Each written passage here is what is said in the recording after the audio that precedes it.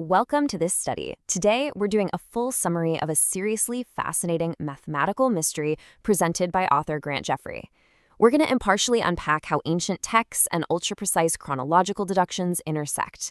It's like a giant puzzle mapping out claims of a biblical prophecy that spans literally thousands of years. Let's get right into it.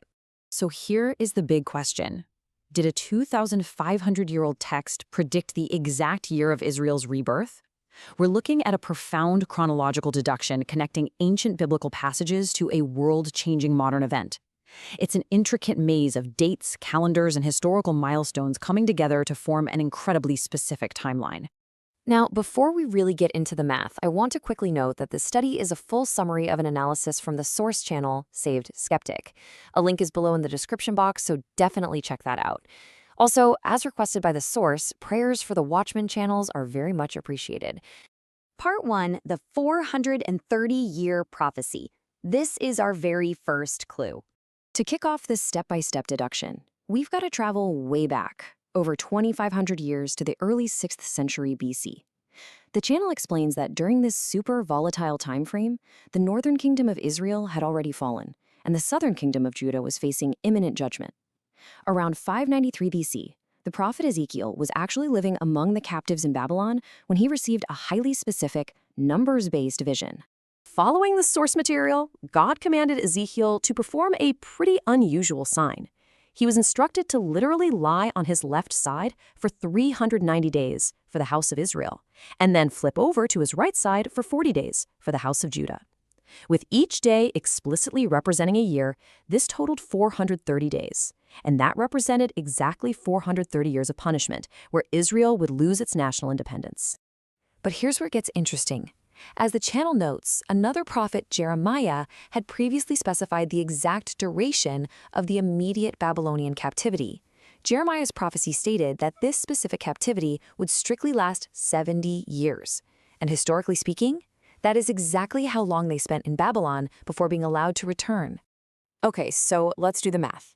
When we subtract the 70 years served from the initial 430-year judgment, it brilliantly illustrates that 360 years of punishment still remained when they returned in 536 BC.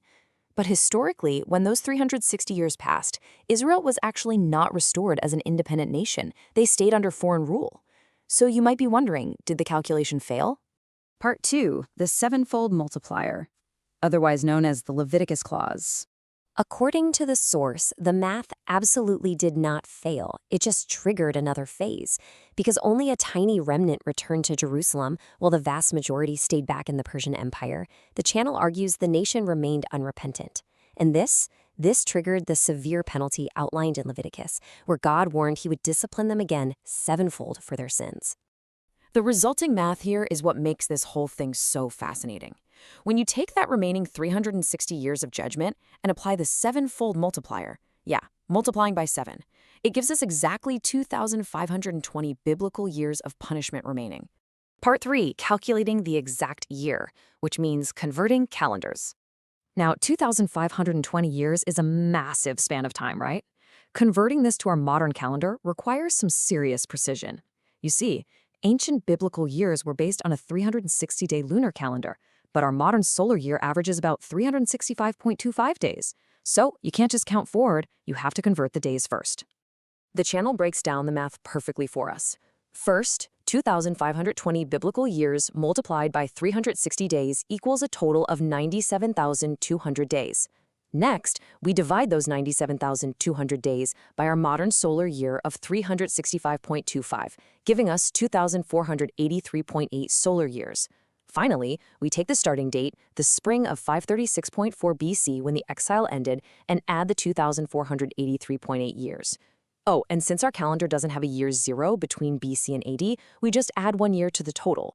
The astonishing result of this step-by-step mathematical deduction lands perfectly on the date 1948.4 on our calendar. And that .4 decimal? That points directly to the month of May in the year 1948.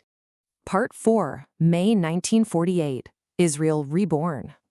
So, what exactly happened in May of 1948? Well, exactly as the math calculated, on May 14th, David Ben-Gurion proclaimed the establishment of the State of Israel. The moment the British Mandate ended at midnight, Israel was reborn as an independent nation after centuries of dispersion.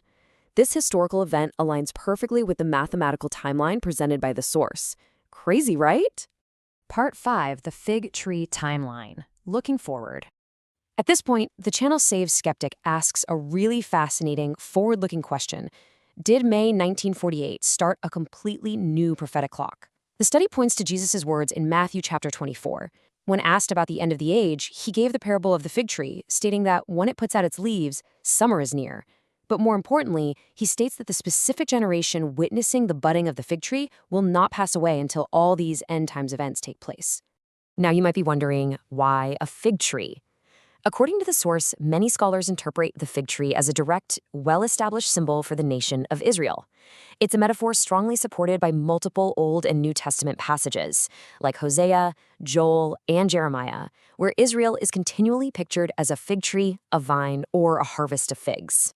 So if the budding fig tree represents Israel's rebirth as a nation in 1948, how long exactly is the generation that will witness the subsequent events? The channel uses Psalm 90 verse 10 to define the biblical length of a generation as a lifespan of 70 years or up to 80 years by reason of strength. This leads to some pretty intense modern calculations. Adding 80 years to the 1948 rebirth brings us to the year 2028. Alternatively, the source points out that some believe the clock didn't actually start until the 1967 war, when Israel took control of East Jerusalem. If you start the clock there, the timeline extends accordingly, leaving room for future eschatological events on the calendar. Part 6. Remaining watchful today. As we wrap up this summary, it's absolutely essential to highlight the channel's pastoral conclusion. The host of Saved Skeptic insists that strict date calculations shouldn't be a distraction. They shouldn't be a cause for doubt if a specific year comes and goes. Rather, the astonishingly accurate mathematical rebirth of Israel should simply encourage believers to remain watchful, avoid strict date setting, and really focus on examining their own hearts. We leave you with this final thought to ponder. Regardless of how you interpret the future timelines, the incredible mathematical structure connecting Ezekiel, Leviticus, and 1948 is undeniably fascinating. If ancient texts can map historical milestones with such precise mathematics, what else might we discover by watching the signs of our own generation? Thanks so much for joining us for this study.